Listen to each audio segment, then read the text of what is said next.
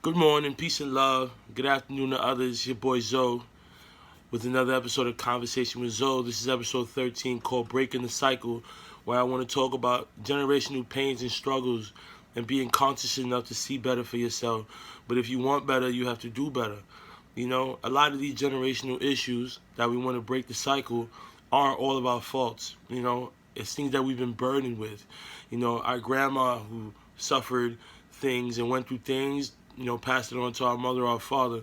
And our mother or our father weren't conscious, they were just living and being. And inadvertently, without any malicious intentions, they just passed that on to us. And we got to remember that parents are simply trying to do the best that they can with what they have. And I know that sometimes we may get the financial resources from our parents that we want and we yearn for, but we may not get the emotional side. And sometimes it could be vice versa, but either way, parents are trying to do the best what they can, and it's up to us to be conscious enough to break that cycle and not carry that on to our children. But breaking the cycle, be the first one to go to high school, be the first one to graduate high school, be the first one to graduate college, be the first one to get your master's. Like, you got to see and want better for yourself, and what's for you is for you. Like, it's a little churchy, but, church aside, what's for you is for you. If you see something in your mind, no one can tell you any different. And you shouldn't let anybody tell you any different. I want to talk about my block and my community a little bit because they nurtured me. They allowed me to flourish and become who I was meant to be.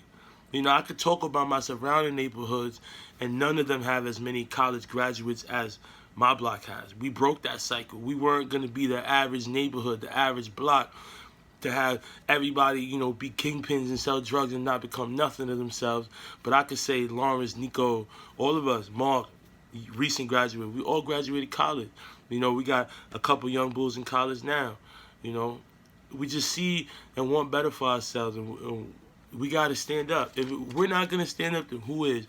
Meek Mill with the whole Stay Woke, campaign and stuff like that. What is he doing? He's using his platform for good. But in a world where negativity is the trending cycle, we got to break that. I'm not trying to ride that negative wave. That's a nasty wave. I can't swim, so I'm not trying to get in those waters. I'm trying to stay in these positive, calm waters. You know what I'm saying? So I encourage you to nurture each other. Be less negative.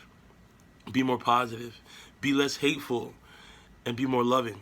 These things, small qualities that can help us break that cycle. It can help us move forward as a community. I was reading something on Twitter earlier where they were like, oh, like, why don't black women get love? And what did they do? Why are people so hateful towards black women?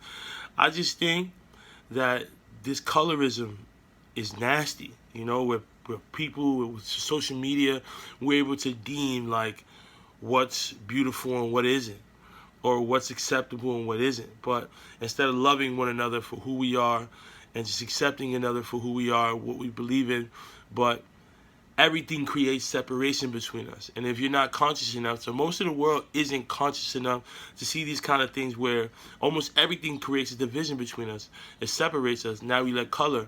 But to my black women, my queens, you're gorgeous, you're beautiful. And to be honest, not many men could handle a black woman.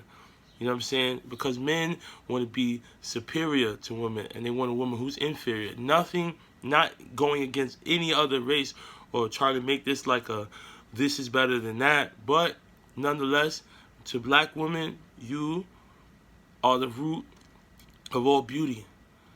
And I stand by you guys. And I love you guys. And I love you women. You know what I'm saying? Continue to love yourself. Continue to flourish. That black girl magic, that black excellence. Continue to be the best that you can be.